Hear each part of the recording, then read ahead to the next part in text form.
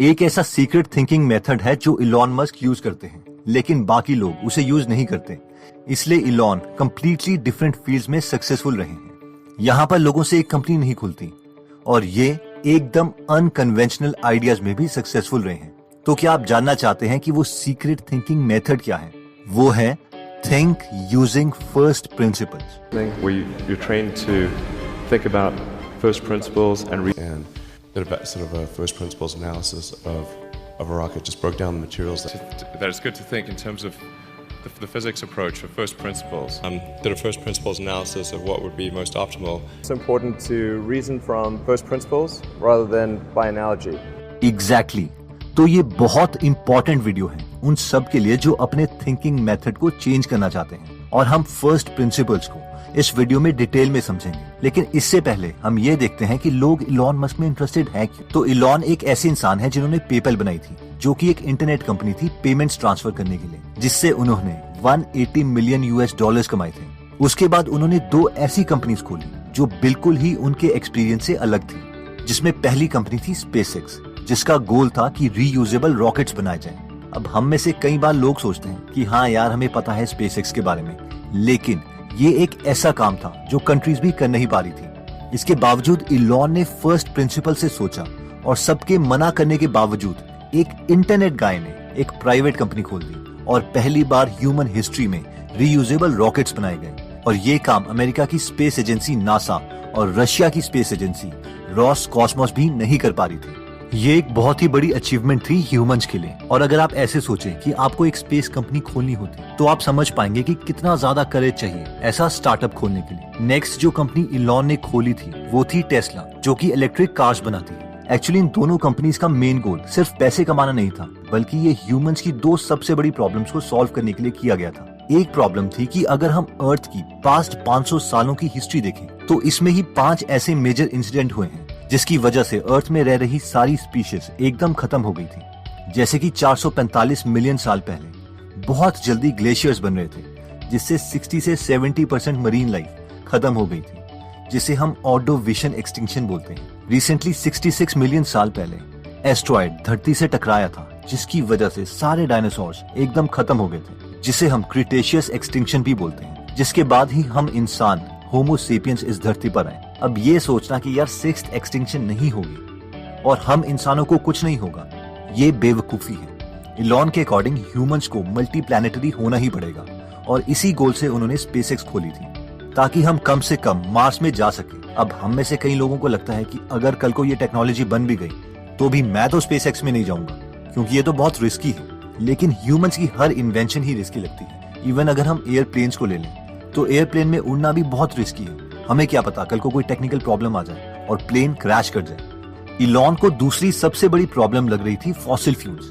Elon ने सोचा कि आज जितनी भी इंडस्ट्रीज या ट्रांसपोर्ट चल रही है, वो सिर्फ फॉसिल फ्यूल की मदद से हो रहा है। और हम 3 तरह के फॉसिल फ्यूल यूज करते हैं, कोल, नेचुरल गैस और क्रूड ऑयल। फिर इलॉन ने सोचा कि फॉसिल फ्यूल को यूज करने की 2 मेजर प्रॉब्लम्स हैं। पहली प्रॉब्लम तो ये है कि फॉसिल फ्यूल जल्द ही खत्म हो जाएंगे, क्योंकि ये फॉसिल फ्यूल बनने के लिए 300 मिलियन साल लगे थे।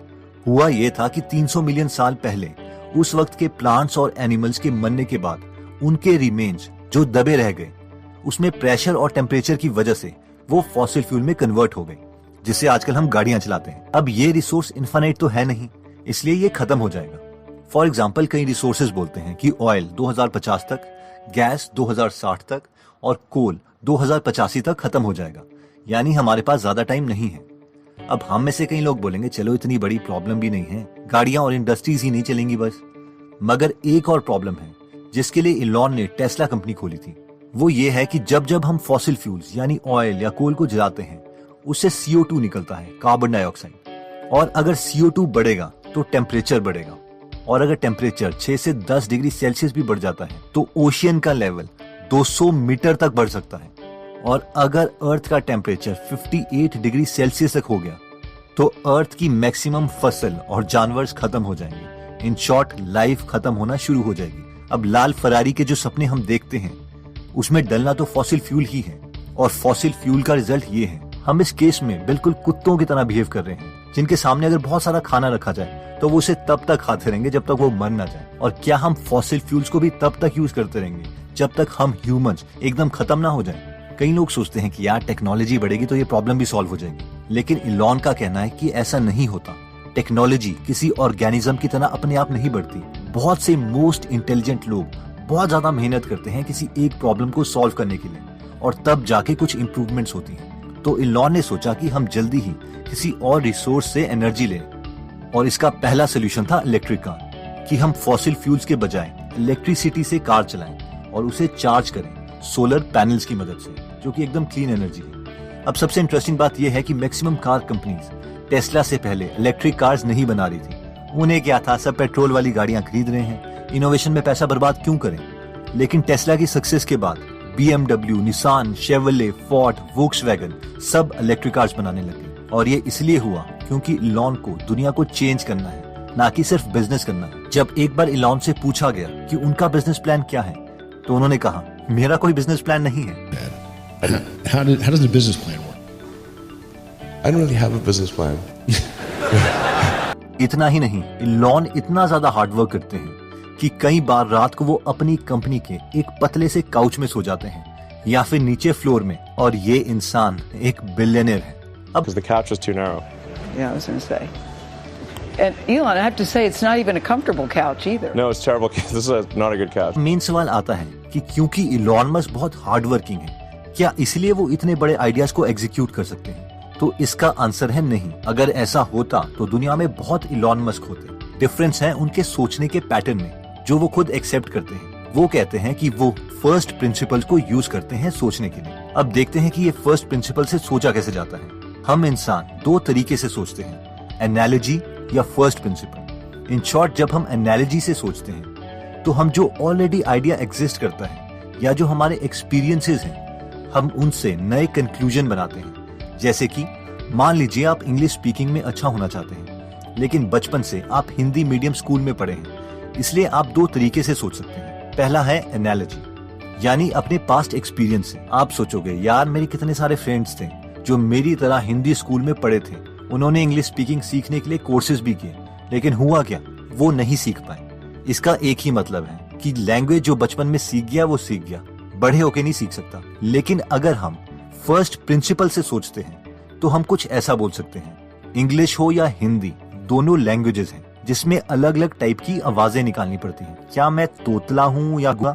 नहीं, इसका मतलब है कि मैं किसी भी तरीके की आवाज निकाल सकता हूँ। और अगर ये सच है तो इसका मतलब है इंग्लिश हो या स्पेनिश, मैं कोई भी लैंग्वेज सीख सकता हूँ, बस कुछ प्रैक्टिस की जरूरत है। इसीलिए फर्स्ट प्रिंसिपल को यूज करके हम ज्यादा अच्छे और क्लियर कंक्लूजन निकाल सकते हैं, क्योंकि हम प्रॉब्लम्स को तोड़ते हुए इतने छोटे फैक्ट्स में चले जाते हैं जो हमें पता होते हैं कि ये सच ही है। फॉर एग्जाम्पल, इलॉन मस्क बोलते हैं कि मान लीजिए आपको बैटरीज बनानी है, तो आप दो तरीके से सोच सकते हैं। अगर आप एनालॉजी से सोचते हैं तो आप बोल सकते हैं कि बैटरीज बड़ी महंगी आती हैं, चाहे हम किसी भी सप्लायर से क्यों ना लें, इसे बहुत सस्ता नहीं किया जा सकता। जबकि अगर हम फर्स्ट प्रिंसिपल से सोचते हैं तो हम ये कहेंगे, अच्छा एक बैटरी में होता क्या है? एक बैटरी में कोबाल्ट, निकल, एल्यूमिनियम, कार्बन और एक स्टील कैन है जिसमें ये सारी चीजें बंद हैं। अगर मैं इन्हें मार्केट से खरीदूं तो ये सारे इंडिविजुअल कंपोनेंट्स बहुत सस्ते मिल जाते हैं, और अगर मैं इन सबको मिला के एक बैटरी बना दूं तो ये बहुत सस्ती मिल सकती है। मैक्सिमम लोगों को फर्स्ट प्रिंसिपल में सोचने में इसलिए प्रॉब्लम होती है क्योंकि हमारे सीनियर्स, हमारे पेरेंट्स ने हमें इसी तरीके से ट्रेन किया है। अगर कोई बच्चा पूछेगा कि पापा मुझे जूते क्यों पहनने हैं, तो उसके डैड बोल सकते थे कि तुम्हें ठंड लग सकती है। जिस पर बच्चा पूछेगा मुझे ठंड क्यों लगेगी, जिस पर उसके डैड बोल सकते हैं क्योंकि सीजन चेंज होते हैं। फिर वो बच्चा दोबारा से पूछ सकता है सीजन क्यों चेंज होते हैं, तो इस पर उसके डैड बोल सकते हैं क्योंकि अर्थ 23.5 डिग्री पे टिल्टेड है, एंड सो ऑन। और फाइनली बच्चा फर्स्ट प्रिंसिपल पर पहुंच जाएगा, यानी वो नीचे जाते जाते ऐसे ट्रूथ में पहुंच जाएगा जहां से सारे फैक्ट्स, कंक्लूजन्स निकलते हैं, जिसे हम अनडिनाइबल ट्रूथ्स बोलते हैं। लेकिन एक्चुअल में होता क्या है, जब पेरेंट्स थके हुए होते हैं, बच्चा पेरेंट्स से पूछता है कि पापा मुझे जूते क्यों पहनने हैं। इस पर उसके पेरेंट्स बोलते हैं क्योंकि तुम्हें मैं बोल रहा हूँ, इसीलिए जल्दी से जूते पहनो बस। और सारी कॉन्वर्सेशन वहीं पर खत्म हो जाती है। जब बार बार हमारे साथ ऐसा होता है तो बस हम ऑर्डर लेने के लिए प्रोग्राम हो जाते हैं, खुद की रीजनिंग ही भूल जाते हैं। और ये इवन रिसर्च प्रूव कर चुकी है। 1960s में जॉर्ज लैंड नाम के रिसर्चर्स ने 1600 बच्चों पर क्रिएटिव टेस्ट किए थे, उनकी क्रिएटिविटी टेस्ट करने के लिए। और हर 5 साल के बाद इन बच्चों का दोबारा क्रिएटिव टेस्ट लिया गया। जब बच्चे 5 साल के थे तो इनमें से 98% बच्चों ने इस क्रिएटिव टेस्ट में बहुत अच्छा स्कोर किया था। जब ये बच्चे 10 साल के हुए तो सिर्फ 30% बच्चे इस क्रिएटिव टेस्ट में अच्छा स्कोर कर पाए। जब बच्चे 15 साल के हुए तो सिर्फ 12% बच्चे इस क्रिएटिव टेस्ट में अच्छा परफॉर्म कर पाए और 25 साल में सिर्फ 2% बच्चे। इन शॉर्ट, सोसाइटी हमारी क्रिएटिविटी कम करती रहती है। अगर आप किसी भी अपने रिलेटिव से कोई सवाल पूछो तो उनमें से मैक्सिमम रिलेटिव्स हमें इस तरीके का आंसर देते हैं। मेरी दादी भी ऐसा ही करती थी। मीडिया भी यही बोलता है, यार हमारा रिलीजन यही कहता है, सालों से यही चला आ रहा है यार, and so on. In short, कोई लॉजिकली हमें आंसर नहीं दे सकता। बहुत कम लोग फर्स्ट प्रिंसिपल का यूज करते हैं और साइंटिफिकली आंसर देते हैं, और इसीलिए बहुत कम लोग ही दुनिया के कन्वेंशनल तरीके को अपने लॉजिकल माइंड से चैलेंज कर पाते हैं। तो दोस्तों, इस वीडियो में हमने देखा कि इलॉन मस्क कॉन्शियसली जानते हैं कि सबसे क्लियर थिंकिंग मेथड है कि हम फर्स्ट प्रिंसिपल से सोचें। फर्स्ट प्रिंसिपल का मतलब है कि हम अपने से क्वेश्चंस पूछते रहते हैं और उस स्टेटमेंट में चले जाते हैं जो हमें पता है कि गलत नहीं है, यानी उस टॉपिक के फर्स्ट प्रिंसिपल को पहचानें और फाइनली उस फर्स्ट प्रिंसिपल से लॉजिक को ऊपर बिल्ड करना शुरू करें। फॉर एग्जाम्पल, अगर एनालॉजी से मैं सोचता तो मैं ये बोल सकता था कि इंग्लिश बुक की हिंदी में समरी बनाना और उसे फ्री में ऐप में देना ये पॉसिबल होता तो पहले ही लोग इसे कर लेते। लेकिन अगर मैं फर्स्ट प्रिंसिपल से सोचूं तो मैं ये बोल सकता था कि मैं वैसे भी बुक्स तो पढ़ता ही हूँ, उसे हिंदी में लिखूं या इंग्लिश में, इससे कोई प्रॉब्लम नहीं है। So thank you so much. I hope हम सब मिलके किसी ना किसी की जिंदगी तो जरूर इंप्रूव कर रहे होंगे। अगर आपको समरी की क्वालिटी अच्छी लगती है, सब्सक्राइब करने के बाद बेल का बटन जरूर दबा दीजिए। आप हमें कमेंट करके ये भी बता सकते हैं कि आप नेक्स्ट वीडियो किस टॉपिक पर चाहते हैं। जल्द ही आपसे दोबारा मिलेंगे। जय हिंद।